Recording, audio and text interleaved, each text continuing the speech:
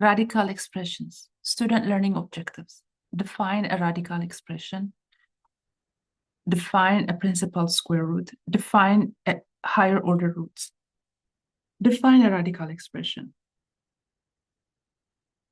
This symbol here is called a radical expression, and it's read as n to the root of x.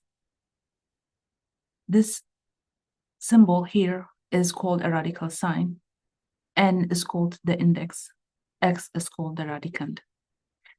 Example, square root of 100. N is 2. When n is 2, it is not written. X is 100. Another example, cube root of 24. N, so it's read as nth root. So this is 3, we read it as cube root. If n is 4, we read it as fourth root. If n is 5, fifth root, and so forth. So this here is cube root of 24. N is 3, x is 24. Define a principal square root. For any real number, x, greater than or equal to 0, the square root of x squared is equal to x. And the square root of x, when the index is 2, it is read as square root of x. Square root of x is called the principal or the non-negative square root of x. For example, we have here square root of 9.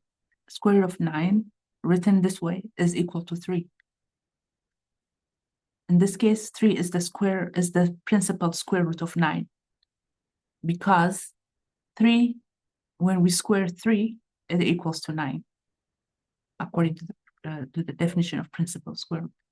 Note also, negative 3 times negative 3, which is negative 3 squared, is 9, is equal to 9. But negative 3 is not the principal square root of 9.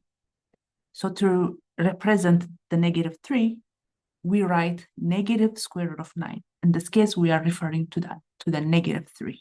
The negative 3, when we multiply it, that gives us 9 instead of the principal square root. Define higher order roots. For any real number, x greater than or equal to 0, and the root of x to the power of n is equal to x. If x is less than 0, then for n odd, nth root of x to the power of n is equal to x. For n even, nth root of x to the power of n is not a real number. For example, cube root of 8 is equal to 2 because 2 times 2 times 2 is 8. So here we have the radicand is positive. So in this case, we have cube root of 8 is written, this here is equal to, we can write it as cube root of 2 cube. So which is equal to 2. 2 is positive. So when 2 is, for any real number, positive 2, cube root nth root of that positive number to the power of n is equal to that number itself. That's what this here tells us for any real number. X positive or 0, non-negative. Let's look at the second example. Fourth root of negative 81 is not a real number. That falls in this category. When the expression inside the radicand is negative, the index is even, this does not evaluate to a real number. So it's not a real number. However, if the index is odd and the radicand is negative, it evaluates out to -2. So for example, this here, we can write it as cube root of -2 cube. So this evaluates to -2. This is the rule that we have here. X is less than 0. Then we have two conditions.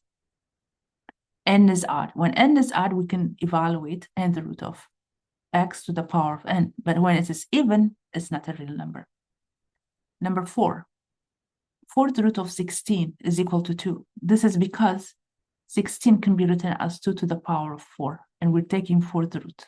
So this equals to 2, which applies for any non-zero real numbers or non-negative real numbers.